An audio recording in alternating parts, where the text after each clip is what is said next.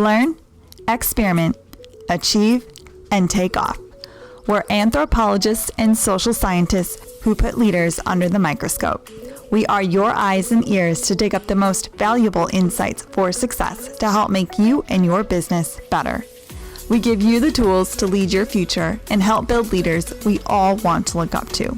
So, rise to your potential. Launch. Welcome. I'm Rebecca Bennett, your host. Ruckus Wireless has been going through a lot of change in the past few months. I'm sharing their story with you because they have proven themselves as leaders in change management and have some great best practices that can help you.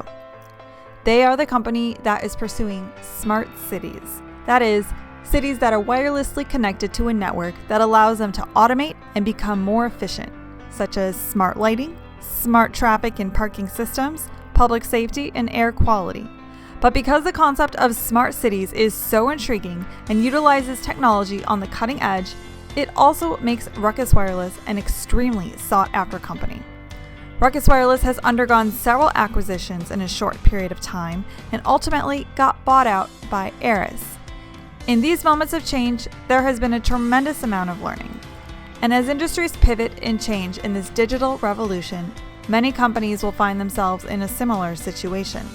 And it is those that come out ahead of the change that will find success in this new era. Now, before we jump into the interview with Ruckus Wireless's president, Dan Rabinovitsj, I want to share with you Ruckus's unusual M&A story of how they got to where they are today.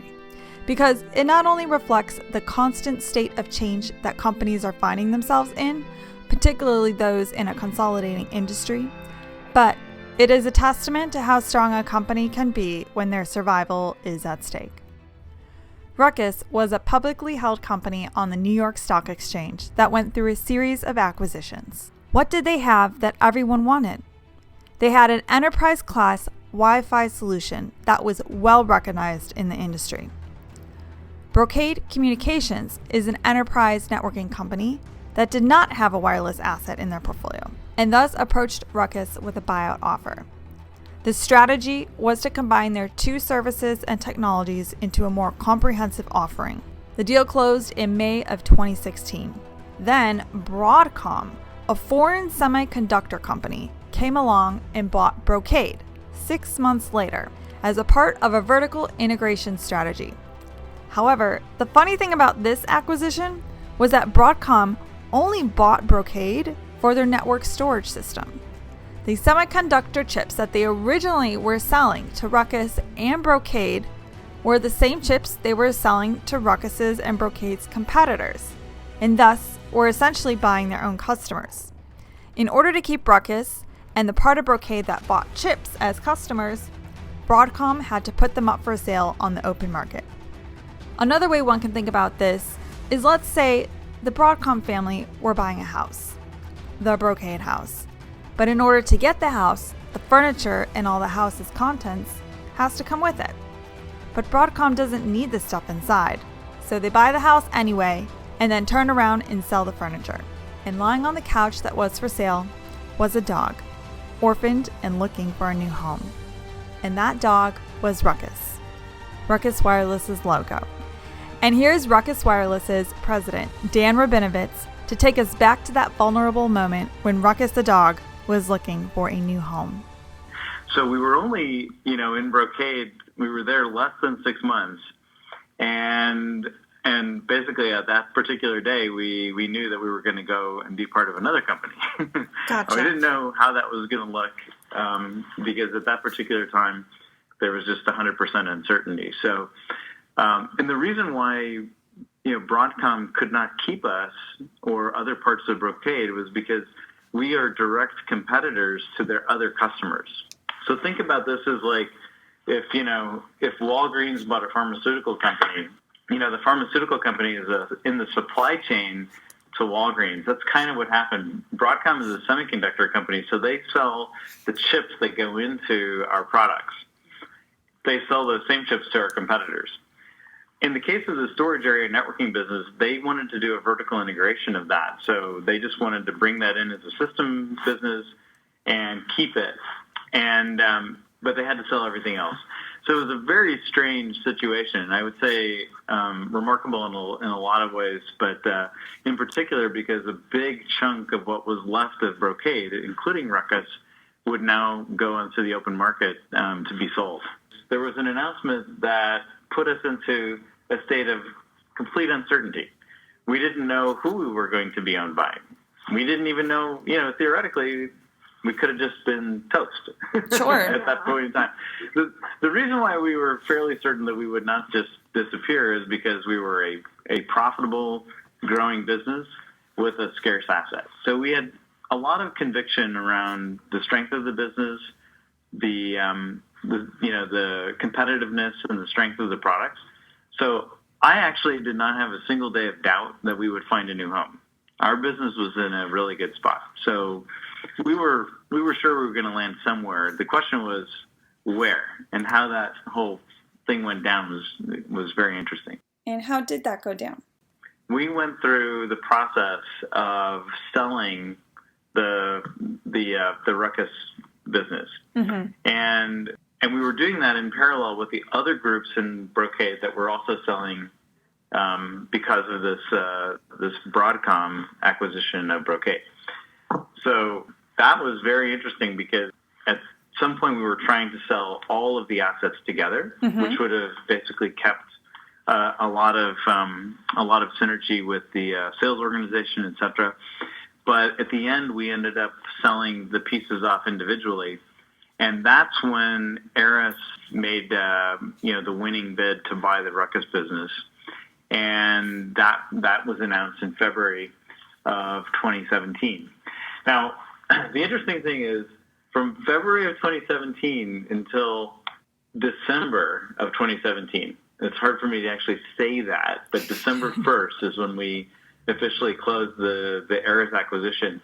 We had almost 1 year where we could not close the transaction because of regulatory issues. And normally, regulatory issues are important.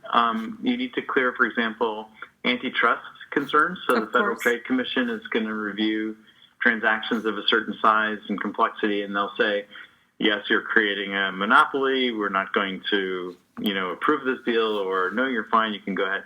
We cleared all of the regulatory approvals from foreign entities, from the FTC, but we still had one regulatory hurdle that was remaining. And I'll preface this by saying this was really a concern with the Broadcom acquisition of Brocade, and that was from CFIUS. So this is an area that is really interesting. So the CFIUS stands for the Committee on Foreign Investment in the United States, and basically that committee's job is to look at transactions of American companies by foreign companies and determine whether those are risking our national security or our national interest. So it's a very broad-ranging set of responsibilities. And if you think about it, it's a very important task, right? Because as American citizens, we would like to think that our government is going to make sure that companies with important technology or that have, a significant role in serving the United States government will not be acquired by foreign companies who could then manipulate that position or put us in harm, right? So CFIUS was taking a very, very long time looking at this Broadcom transaction, and part of that was because Broadcom was a foreign company domiciled in Singapore. So even though Broadcom started in the United States, Avago, its parent company, started in the United States. They were part of HP. At the end of the day, they had become a Singaporean company, and that put them into this category where CFIUS could review the transaction. And that was going on for a very long time.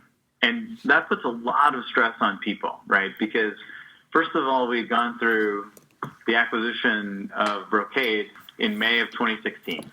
Then the announcement that we were going to be sold in November, and not clear what the buyer, was going to look like. And then we didn't find that out. Let's say that some of us knew before then, but the rest of the general population didn't know until February of 17. So that's basically a little more than a quarter total uncertainty, like don't know what's going to happen. And then we spent from February to December of all last year waiting. Wow. waiting for the transaction to close. And that makes customers nervous, that makes employees nervous, that makes everybody very, nervous. And you can imagine if you were in that situation, like how would you react? And to me, that's what's so interesting about this story. Really looking back on it, having some distance now, to me, what's remarkable is not only did our business actually perform well, I will say that we had a rough quarter, the quarter after the announcement. We definitely got hit on the revenue. But after that, once we established where we were going, the business responded extremely well. So our partners, our customers, they stuck with us. And our employees really were amazing and just kept focused on what was important, delivering to our promise, on execution for products, keeping the partner relationship strong, and delighting customers. It was really like the mantra here was, yes, this whole acquisition thing is going on, but our job is make sure that the business runs and make sure that we keep customers happy. And if we just do those two things, everything's going to be okay. And I would just say that the inspiration for me was just watching how well the team responded to that very, very big ask and very big challenge. So, looking back, I can hardly believe that we spent that whole year waiting for the transaction to close, because it just seems like an improbable amount of time passed. Everything worked out. And now we crossed the finish line and we're at the starting gate again with Eris as we integrate. But, I just feel like we landed in a very good spot with a great company, and, they appreciate what we do. And in the end, we kept our partners and our customers with us, which is the whole point of being in business, right? So you mentioned that you waited quite a long time. So during that time, I know when companies do have to sit around and wait for things like that to clear, it's hard for them to really move forward in anything, and they just sustain operations. Is that kind of what you did, or were you trying to work on any other initiatives while this was happening that were maybe already you were in the middle of that you had to stop, or what was your approach? We didn't stop anything. In fact, we kept exactly on the original budget that we had for the operating plan for the year. So we were spending on R&D. We were spending on channel programs. We were spending on everything that we had committed to. And, that was largely in support of, we got great support from Brocade to continue that level of investment so that the business would not degrade during the waiting period. So, the leadership of Brocade did a great job committing to keeping that going. And Broadcom agreed also to that. And if you think about it, for Broadcom as an acquirer of the Brocade business, they also wanted to make sure that our business would be successful, right? Because they were selling it, effectively. Everybody was on the same page that the Ruckus business needed to get investment and needed to grow. So the good news is we did not go into sustaining mode. We didn't go hide in a hole and wait for the storm to pass. We were out there, cranking through the whole process and communicating a lot. If there's one thing that I will say we learned through this, lots of communication, sincere, authentic communication. Like when there's uncertainty, call it out and say, yeah, this sucks, it's uncertain, but we're going to get through it. Mm-hmm. And making sure that people knew what was going on to the very best of our abilities to share information. And that includes not only employees, but also our partners and our customers. So, I think through that process of frequent communication and just, lots and lots of chatting with people informally out in the, in our value-added reseller and distributors, reassuring them that things were going to work out, I think that really paid off for us in the end. When businesses acquire each other, there can be two kinds of buys, which we call evolutionary and transformational. Evolutionary is considered more of a natural next step in terms of expansion, where the business buys additional market share, while transformational is more disruptive and the business buys perhaps into a different market or business altogether, which tends to be more risky. When I asked Dan about the Ruckus acquisition, he said, Yeah, I would say that when Brocade acquired Ruckus, that was definitely evolutionary, right? It was take a standalone enterprise wireless company and put it together with a larger enterprise networking company. Mm-hmm. So I would not call that like a bold, risky, transformational move, but certainly a very, very smart kind of consolidation and integration. But when we brought up Aris, he said that the acquisition was indeed more transformational for both Aris and Ruckus. At the time, Aris was a company focused on residential networking, and they wanted to buy into a new segment, that of enterprise networking. Here he shares more on why that was. So that's a fairly bold move on the part of Aris to diversify their business. That's a much bigger deal, I think. The other thing that's kind of interesting is it puts together a company now that has a very substantial market share and footprint in residential networking and a company with a large footprint in the enterprise with combined a very large shared footprint with service providers.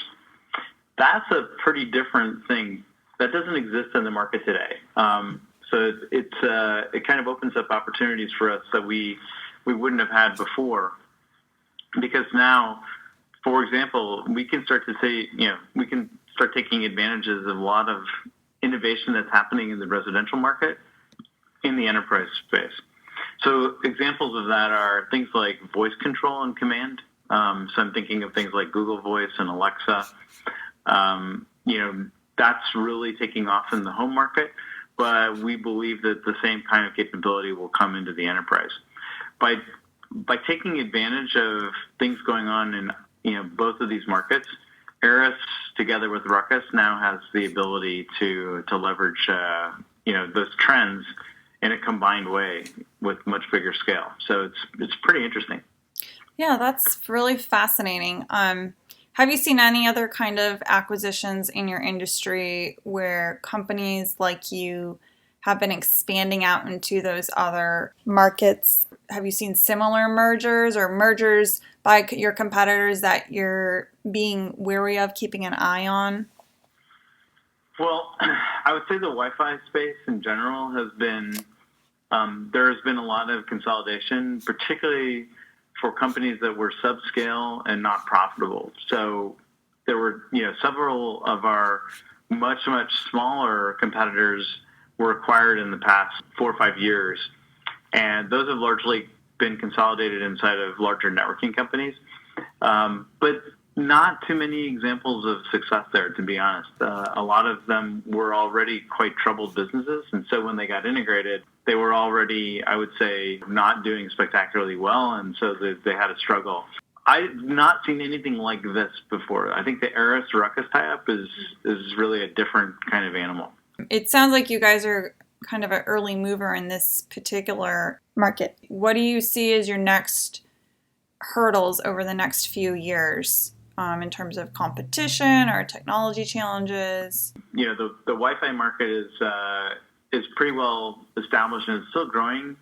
8 to 10% CAGR a year just in the enterprise space. So it's a healthy, growing market, and we address a very wide range of applications in the Wi-Fi space. If you look at where Ruckus is strong, we are very strong with the hospitality industry, in education, K through 12 and higher education, with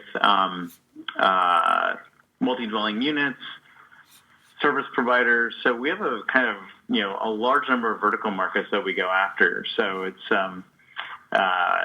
an established market. I think our way of growing in that very kind of broad space is we tend to focus on areas where we have either a significant technology advantage and we can bring that and it's easy to demonstrate, or we have a significant deep understanding of the vertical market and we can address all the pain points that are inside of that. And it's some combination of those two things that have given us the biggest growth potential.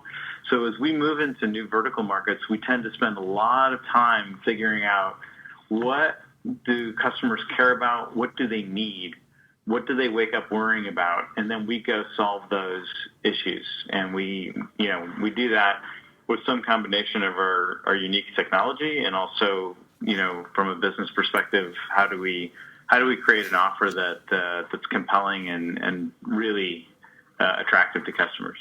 Oh, okay. The good thing about the lessons learned with the Brocade acquisition, one of the things that was the most challenging for us, Rebecca, was we had to do an integration of our sales organization. And when you bring two sales organizations together that are both kind of in the same practice, that's very difficult. There's a lot of emotional stuff that goes along with that. And so the good news is, because Eris is acquiring an enterprise business, they don't have a go-to-market like ours today. So we have avoided a lot of the difficult integration topics because our sales organization is staying with the business intact, right? Mm-hmm. So that's actually been pretty smooth sailing.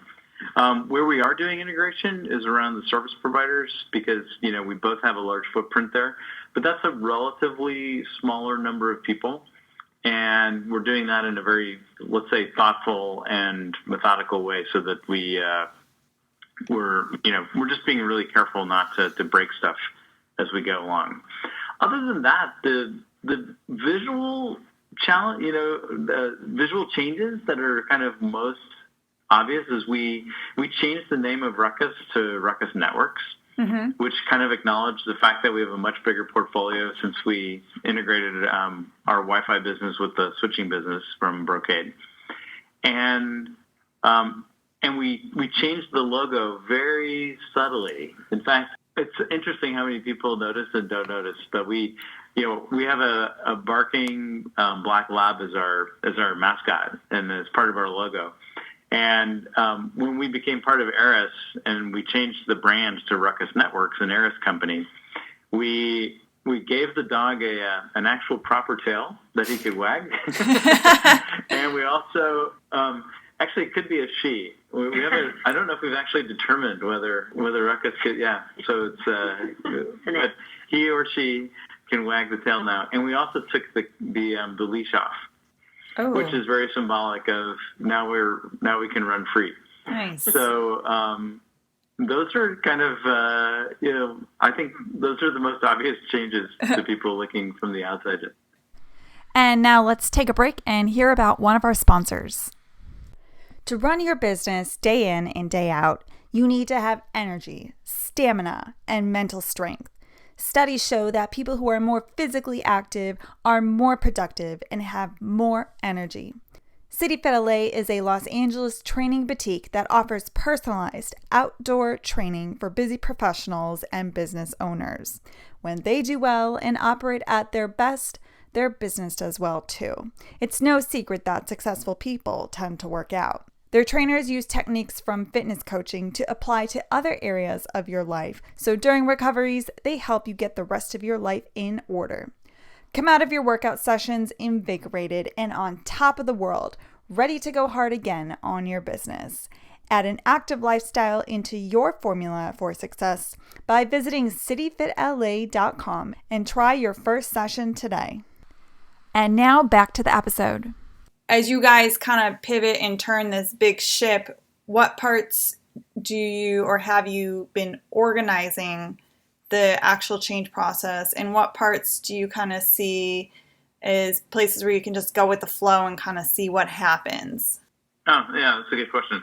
So first of all, there is a science to mergers and acquisitions, and operationally, the good news about having so much time between February and December to close the transaction, we had a lot of time basically to prepare for merging and integrating, back-end, back-office systems, ordering systems, licensing, all IT, HR benefits, all those kind of, I don't want to call them, they're kind of mechanical. You have to take all the ways that you run your business and integrate them into the acquiring companies. So we've done that, and that's a very methodical, kind of deterministic process. With, always some surprises at the very end. You never get everything 100% correct, and then you have to course correct after that. But that stuff is, I would say more mechanical and less strategic. I think the strategic pieces are coming together now. We're really thinking about, okay, where do we want to take this business over the next 5 years? And how can we grow much faster than the market and become a much bigger player? And those things are unfolding. And in fact, we're meeting on a fairly regular basis now, just having those discussions, because that's the exciting, let's say, terraforming part of doing a big acquisition, right? And another challenge in M&As is merging cultures. I heard you mention earlier about integrating the residential and enterprise sales teams. Was there any cultural clashing or compromises? Anything that you have had to mediate or manage? And how did you decide which culture was right? Well, like I said, I think in the case of the Eris acquisition, we're only a month in, so I don't think we've had time for like a really good culture clash yet. Okay, maybe too soon then. To be honest, the cultures of the companies actually are pretty compatible. One thing I will say absolutely without any hesitation is that culture will overcome every other adversity or bump in the road. And I do think that the one thing that has gotten Ruckus through all of the acquisitions in the past couple of years and all the integration and all of those challenges is that we have a pretty well chiseled culture with a very strong focus on teamwork and resilience and making customers happy. And that's what got us through all of the adversity and uncertainty in very good shape, I might add. And I think it's also part of what's going to make us successful as we merge. I mean, the reality is anytime you bring two different companies together and two different cultures, there will be some compromise. There always is. And sometimes it's painful. Sometimes it's just, kind of subtle adjustments that don't become, really important over the long term. But there'll always be something. The key point is making sure that you know what you absolutely cannot let go of if you want to be successful. And I think time and time again in large acquisitions, people underestimate just how important that is. There's a time when you have to be able to say, I can't give this up without giving up the essence of what we are as a business, and knowing and having the wisdom to actually, stand your ground on those important topics, but giving in on the things that don't matter as much and being flexible, because that's also part of growth and an evolution, right? Mm-hmm. And I think, that's kind of that's the wisdom, right? You need to know when to really go with the flow and when to put your foot down and say, hey, this is really important. We don't want to give this up. So I think that's kind of the place that we'll start from, and I think that'll guide us well over the next year as we become a much tighter integrated company. That's a pretty good sage piece of advice, kind of sticking to your essence. As long as you know that pretty well, I think you're right. It's a little easier to know when to put the foot down. Yeah, exactly. In the month that you have experienced change so far, have you had any major issues, and how has the support from the acquiring company been so far? In a month, I mean, what I can say is that the Eris executive team has been awesome, actually, at being very accommodating to what we need and kind of, I would say, going above and beyond to make sure we have all the resources and whatever is required to do integration. We've been very easily getting that done. So we haven't really had issues so far, which is good. I think one of the things that's really important is that Eris understands how different our business is, and they've really embraced that. And that's good. When you know you don't know something, it makes it 10 times easier to do a good job of integration, because you'll just continue to ask questions and understand that this is a business that can't necessarily use the same playbook you've used in your own business for a long time. Mm-hmm. So far, I would say really good. Like I said, teams get along well, compatible cultures. Did you guys end up going down any roads and realized that it was a wrong turn? Were there any mistakes that were made that stand out that the company learned from? Mistakes were definitely made. For sure. I mean, I think the Brocade acquisition was definitely not normal, because we never really got a chance to fully integrate. I would say probably the most surprising thing is that we had targeted November 1st, 2016 as day one of full integration of Ruckus into Brocade. Oh, wow. And we announced the Broadcom deal November 2nd. Yeah. So, I mean, we never really became one company. And so, like I said, I mean, as we brought the two sales organizations and other support organizations together, there was a lot of complexity there, and definitely created challenges for us. And I think it was also, that was our first experience of going as a standalone company to be part of another company. Mm-hmm. And that's always difficult, right? So in a way, by getting to do this deal with Aris so soon after we went through the first experience, mm-hmm. I would say the benefit there's obviously a downside to that, which is like, okay, a lot of changes back to back. I mean, that's a lot of challenge. But the flip side is, man, we really know, probably better than most, we really, really know, like, what's important, what's not, and how to do this in a way that, preserves the value of the business. So having gone through the Brocade experience and not really getting to complete the mission, mm-hmm. actually has been motivation to get it right going through the Aris acquisition. I see. So you mentioned that this was the first time that Ruckus had been through a merger such as this.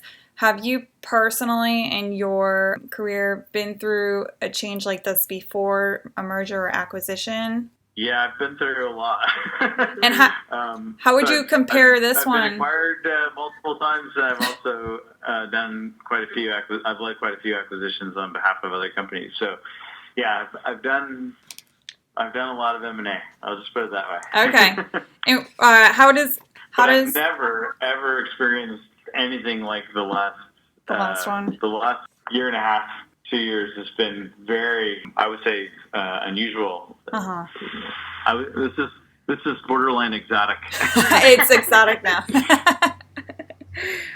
This is exotic. I mean, I don't think you couldn't have written a piece of fiction about this one, because it just seems really crazy. Even hardened M&A people, bankers, folks that do a lot of this, like this is their normal lives. Mm-hmm. Everyone looked at the journey that Ruckus has been on over the past 2 years and said, wow. You guys have been on a crazy ride. Yeah, for sure. And so, again, if I take that at face value, I just look at the people who rode that roller coaster and came out in a great spot as, heroes, every single one of them. Mm-hmm. And I'm forever grateful to all the employees for keeping their head down and keeping cool and understanding what was really important here. Mm-hmm. From your past experience, were there tidbits of knowledge that you remembered that had worked well that you tried to utilize in this M&A? Were there any synergies that you could have leveraged? I would say every acquisition that I've been involved with is different. And they're different because the people are different, the businesses have been different. And I think there's some general, like I said, the mechanical pieces, you definitely want to apply best practices, right? How do you merge IT systems? How do you merge, your business systems together? What's the best practice around all of the HR topics, retention of people, talking about benefits, all those things. There's some best practices there, and absolutely every single one you can rely on your experience in the prior one, and that gives you a lot of informed, let's say, playbooks and processes to follow. But at the end of the day, when you buy a business, you're buying a collection of people, intellectual property, and customers, and those tend to be pretty different each time. And so, I think for people who do a lot of M&A, I think the successful ones, where the businesses that they buy actually grow and thrive, really take the time to figure out what does this particular business and this group of people need to be successful. And yeah, that'd be my take. Okay. They're more different than they are alike. Now, some people would take exactly the opposite. Like, I can look at a company that, like Cisco, who were extremely acquisitive at one time, and they're still very acquisitive, but at one time they were buying a lot of companies. I mean, it was amazing, right? They could just buy companies. The day the transaction closed, everybody would have business cards. They changed the name on the building, and they had a playbook, and they treated pretty much every acquisition in a very similar way. Mm-hmm. Some of those were successful, some of them were not, but they definitely were more experienced than just about anybody else at that point in time in how to do it. Mm-hmm.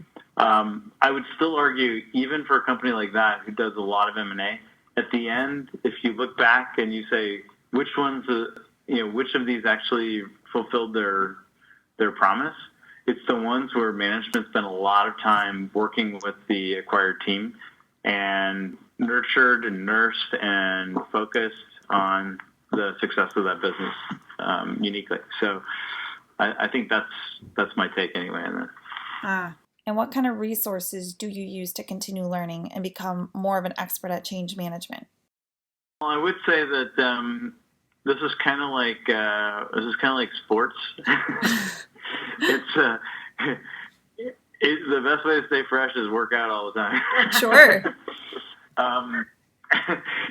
It's hard to go read a book about M&A and the financial aspect of it, like the process, how M&A works. Yeah, you can learn a lot in books, but the art of getting a deal done and all the integration work and the transitions, my view is people who do it get better at it, and if you don't do it, it's pretty hard to be good at it. Gotcha. I don't want to imply that people who have never done it are bad at it, but it's you have no track record unless you've actually done it, and I just don't think there's a substitute for that kind of learning. Some things you just have to do. Yeah, kind of more of that hands-on learning. Actually experience it and Absolutely. Go through it. Yeah, for sure. So think about it as you can go to a rock gym and you can learn to climb pretty well. Uh-huh. But the moment you go out bouldering in the wild, that's a different story. Or you're doing, rope climbing when there's, a lot of, real danger and no mats to break or fall. Yeah. Things get different. Yeah, and I think that's really that's the analogy. Until you're actually doing stuff in the real world and there's high stakes, people's lives are at stake. I mean, let's not forget. It's easy to, if you're a banker, for example, it's easy to abstract the acquisition of a business to this is just dollars and cents. Mm-hmm. Somebody, selling an asset, someone's buying an asset. There's fees, and we'll move on. That's not what it's like for people on the ground. This is all about human beings, and an executive in a company, you have to balance those two things. You need to be very savvy around the financial piece and understanding the deal structure and how that's going to work. But you also have to spend just as much time, if not more, on the fact that, people's lives are at stake and looking after their well-being and also the success of that team as they go across. Mm-hmm. Those are and that's not something that you can get out of a book. It's pretty hard, actually. Yeah, of course. What are some leaders that you look up to that, I guess, time and again, you think of them and you're like, oh yeah, like I like what they're doing. I want to be more like that, or I want to do something like that person did, or I want to try something that they did and see if it works at my company. Is there any particular leader that inspires you? Oh, that's a good question. I tend to always think of people that I worked with in my past, rather than just like mention kind of the obvious, learning from guys like Steve Jobs or something like that, where I didn't work at Apple. People in the media. When I think back on my career, I was really lucky because the people I worked for when I first got out of school, there's just so many people to learn from, and I was in a culture that really like focused on education in the workplace, and so we got to learn from a lot of different people. And when I joined Silicon Labs, my boss there was probably he was probably the guy that got me thinking about, I could go do leadership, of a team. And he was just a great boss. When I think back on it, extremely practical. He was very demanding, but in a good way. And he was a great teacher and a great mentor. And I stay very close in touch with him to this day. Mm-hmm. And when I think about it, that's what I look for in a boss. I want to be inspired. I want to learn something. And I want someone to give me a lot of practical, know-how so that I can grow. Mm-hmm. And, his name is Ed Healy. I think he's just an amazing person. Okay. Great boss. And when I look back on it, I just learned so much from him. He's an awesome guy. Uh-huh. I also have to say I really, really enjoyed. I enjoyed working for almost all my bosses. So I've got really lucky. My boss at Ruckus, Selena Lowe. She is just a dynamo, super inspiring. I would say awesome in the proper use of that word, and great person. And I really enjoyed working for Craig Barrett at Atheros. He was also just an incredibly inspirational leader. So I got lucky. I've worked for a lot of really great people, and I guess I could pine away for the Eric Schmidts of the world, but I don't know them, so I can't really. Of course, and it's good to stick with who you know, what you know. You have closer ties and closer relationships with those, and you're able to actually really experience those bosses and leaders firsthand. Whereas if you take someone like Steve Jobs, not everyone has met him when he was alive, and it's hard to. You can only take stuff that other people have fed to you, either from the media or secondhand. So yeah, that's great. Yeah. I really, really appreciate your time, Dan. Excellent. All Thanks, right. Rebecca. Thanks, Dan. Thanks for your time, Rebecca. Thank you, guys. As you can see, it is hard to write a playbook on M&As because each one is uniquely different. It's as much strategic as it is mechanical. The best we can do is study cases like Ruckus and learn as we go. And with Ruckus, we learned when it comes to compromise, never give away your essence. Although cultures may collide, they also have the power to overcome adversity. Constant communication and pointing out uncertainties can be tremendously helpful, even if it leads to more questions, because each question is one step closer to the final vision. As a leader, not only must you manage this vision, but balance the financial aspect of the merger along with the people's well-being. And yes, change can be hard, but if you treat it like a workout, it can become easier and you will become more resilient. Hey, thanks for listening. Don't forget to download the next episode so you can listen to it on your next commute or trip. You can access more great insights and other goodies on our website at launchitspot.com. You can sign up for our newsletter there, which will notify you when we post the new goods. And of course, we always appreciate shares and likes by our listeners. Did you know that you can be featured on Launch? We are always looking for interesting people who are striving to become better leaders, as well as subject matter experts in any of our content categories listed in our nav bar. Believe it or not, your story can inspire so many people. All you have to do is quickly apply on our website and we'll be in touch. Now, How are you going to lead the world?